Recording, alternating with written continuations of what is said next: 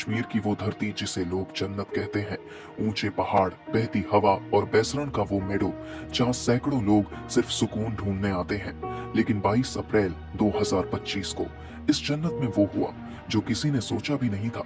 दोपहर 2:30। सब कुछ सामान्य था। यहाँ सैकड़ों लोग आए थे, कुछ हनीमून पर, कुछ अपने परिवार संग और कुछ तन्हाई में सुकून ढूंढते हुए। सब इस वादी की शांति में खोए हुए थे, पर शायद किसी को अंदाजा नहीं था कि इस जन्नत की चुप्पी कुछ ही पलों में चीखों में बदलने वाली है। अचानक से 3 आतंकवादी जंगल से निकलते हैं, सेना की वर्दी में, हथियारों से लैस, AK-47, हैंड ग्रेनेड और पूरी प्लानिंग के साथ। सूत्रों के अनुसार ये आतंकी TRF द रेजिस्टेंस फ्रंट के सदस्य थे, जो लश्कर-ए-तैयबा से जुड़ा संगठन है। उन्होंने सेना की वर्दी पहन रखी थी ताकि भ्रम फैलाया जा सके।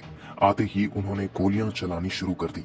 प्रत्यक्षदर्शियों के अनुसार आतंकियों ने कुछ लोगों से उनकी धार्मिक पहचान पूछी और फिर निशाना बनाया। बिना चेतावनी, बिना दया के, वो दरिंदगी जिसे शब्दों में बयान करना मुश्किल है। लोग जान बचाकर भागे। कोई बच्चा माँ की गोद में था, कोई पति पत्नी का हाथ खींच रहा था, लेकिन सब नहीं बच पाए। 26 मासूम जिंदगियां हमेशा के लिए खामोश हो गईं। इस दिल दहला देने वाले हमले में 26 मासूम लोगों की जिंदगियां छिन गईं। इन शहीदों में थे भारतीय नौसेना के जांबाज अफसर लेफ्टिनेंट विनय नरवाल, एक ऐसा नौजवान जिसकी शादी को अभी सिर्फ कुछ ही हफ्ते ही हुए थे। उनकी नई नवेली जिंदगी, सपनों से भरा घर, सब कुछ एक पल में उजड़ गया। एक इंटेलिजेंस ब्यूरो के अफसर भी मौके पर शहीद हो गए।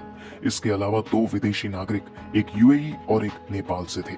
20 से ज्यादा लोग गंभीर रूप से घायल हुए। एक महिला ने कहा, हम सेल्फी ले रहे थे, तभी पीछे से फायरिंग शुरू हुई। सब गिरने लगे। मैं अपने बेटे को लेकर भागी, लेकिन मेरी आंखों के सामने मेरे पति को मार दिया उस दरिंदा ने। हमले के बाद प्रधानमंत्री नरेंद्र मोदी सऊदी अरब से सीधे दिल्ली लौटे।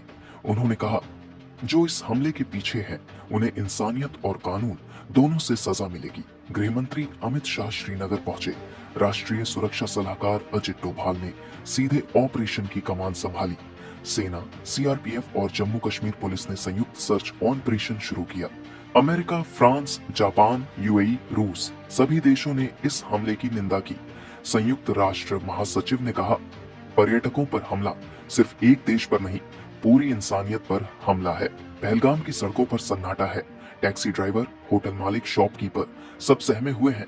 कई यात्रियों ने अमरनाथ यात्रा की बुकिंग रद्द कर दी है। एक लोकल गाइड ने कहा, ये सिर्फ टूरिज्म का नुकसान नहीं, हमारा हौसला भी टूटा है। हर गोली सिर्फ एक शरीर नहीं गिराती, वो पूरे परिवार को तोड़ देती है। लेकिन भारत न पहले झुका है, न अब झुकेगा। हम अपने पर्यटकों की रक्षा करेंगे, अपने लोगों का साथ देंगे और आतंकवाद को उसकी जड़ों से खत्म करेंगे। ये जन्नत फिर मुस्कुराएगी, क्योंकि आतंक की कोई जमीन नहीं होती। अगर इस घटना ने आपको भी झकझोर दिया है, तो इस वीडियो को शेयर कीजिए